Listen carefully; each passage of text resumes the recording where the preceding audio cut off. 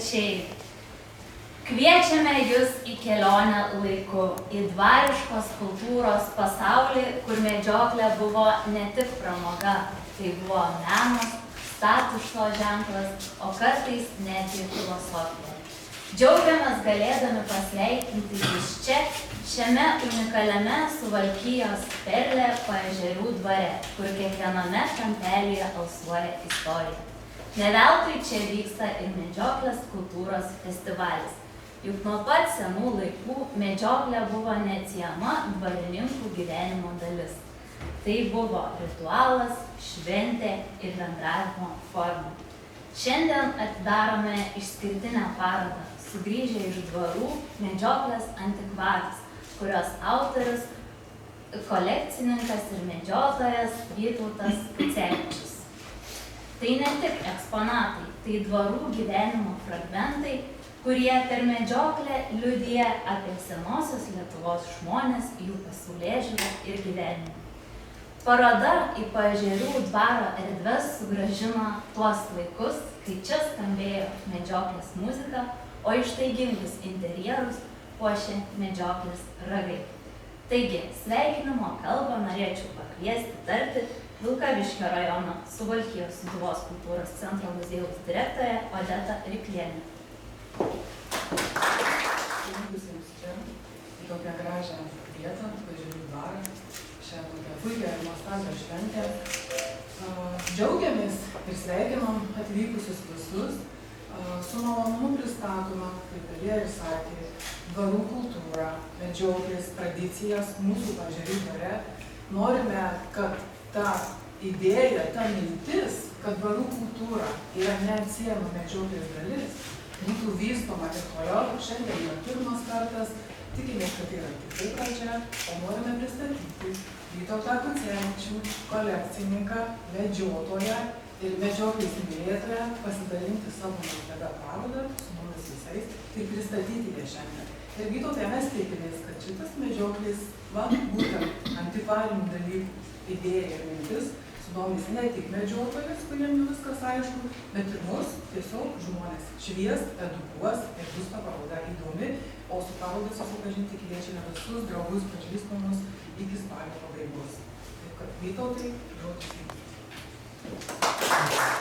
Rūpiai, kad domisi medžioklės kultūrą ir istoriją. Iš tiesų, geras pasiūlymas surengti šiame gražiame dvare parodą. Šio festivalio metu pagalvojau, kokius čia eksponatus vis tiek reikėtų pristatyti iš savo kolekcijos, kadangi iš tiesų dvarų, kaip žinot, medžioklės kultūra, dvarų kultūra yra du neatsiejami ir susiję dalykai, nes daugelį šimtų metų viduramžiais medžioklė tai buvo šimtinai dvarininkų, didikų privilegija, tačiau su ta privilegija, su ta medžioklė vystėsi medžioklės kultūra ir tuo pačiu didikai pagavę medžioklės azarto, aistros ir pamatę, kas tai yra per procesas, savo pilių, dvaruomenės ir be abejo puošė ne tik tai su medžiotais trofėjais, ragais, kailiais ir kitais atributais, tačiau meno kūriniais. Medžioklės įkvėpti menininkai kūrė ne tik meno kūrinius, bet ir taikomosios dailės, įvairius kūrinius, buities rakandos. Visa tai buvo demonstruojama būtent dipuose, bajorų rūmuose, įvairiose pilyse. Labai gaila, kad Lietuvoje per karus, įvairias suirutės, okupacijas, daug eksponatų neišliko, nors Lietuvoje iš tikrųjų buvo daug dvarų, daug įspūdingų eksponatų, tačiau karai, pirmas, antrasis pasaulinis karas, carinė okupacija, sovietinė okupacija vėliau, tos visus kultūros objektus, kultūros dalykus sudėkiojo. Dalis dvarininkų pasitraukė į vakarus, įsivežė savo kūrinius meno trofėjus, dalis buvo išvežta į rytus, dalis į vakarus.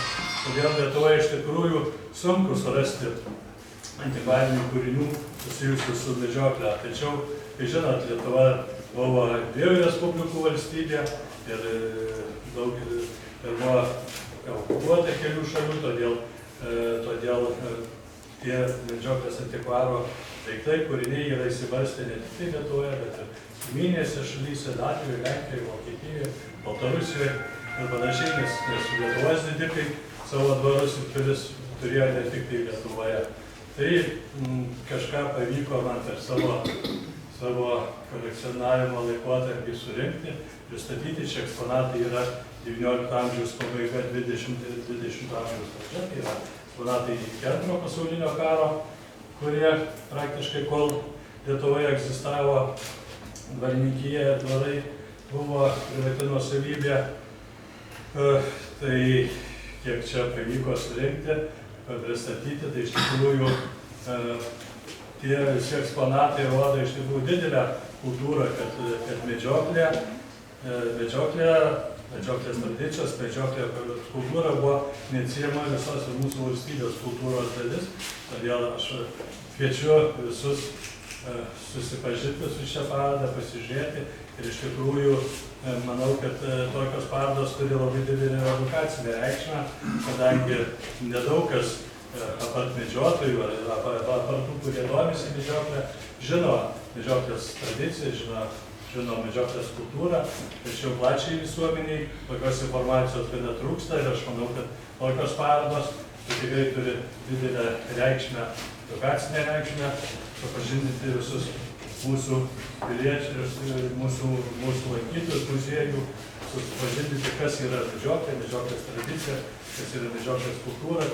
Medžioklė tai yra tikrai toks užsiėmimas, kuris įkvėpė ne vieną dailininką, ne vieną menininką, ne vieną garsų žmogų ar politiką, būtent nuveikti didelius ir gražius darbus. Tai gražaus jums reginio ir ačiū, kad atvykote.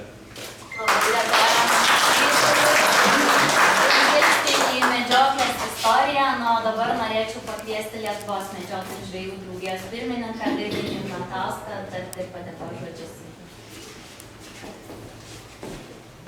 Padėkoti šito dvaro šeimininkam.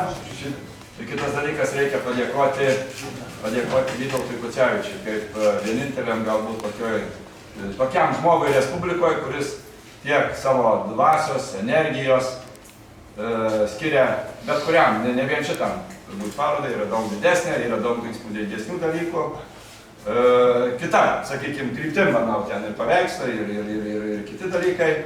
Tokie mažiukai didesni, kurie yra susijęti su medžioklė. Su medžioklė ir jūs puoselėja šitą antikvarinį darbą, antikvarinį mūsų istoriją. Antikvaras tai nėra vien, sakykime, turbūt kaip antikvaras. Tai yra parodimas žmogui, kad yra praeityje buvo kūriamos meninės vertybės. Menas yra visada išliekamas.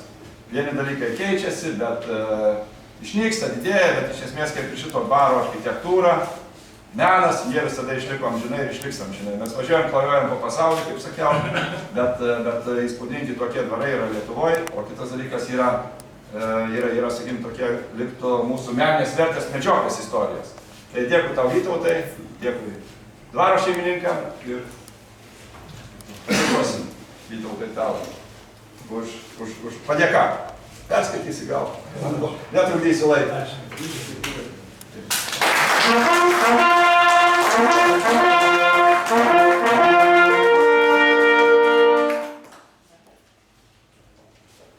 Na, dabar kviečiame visus apžiūrėti parodą, o po parodos kviečiame į lauką, į dvaro įėjimo prieigos, kur vyksta dar viena vaikų piešinių paroda. Tai už 15 minučių susitinkame lauke. Gražaus reginio. Ačiū. Jeigu turėsite klausimų, čia būsiu apie kiekvieną eksponatą galėsiu jūsų kurį suduodamas. Kviečiam papasakoti tada.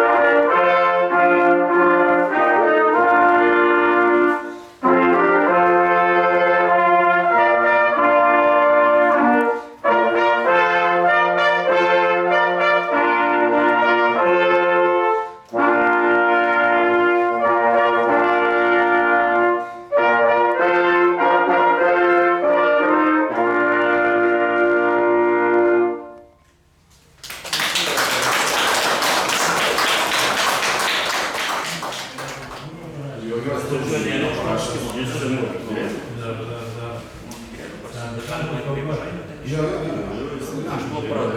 Jisai save vilniečių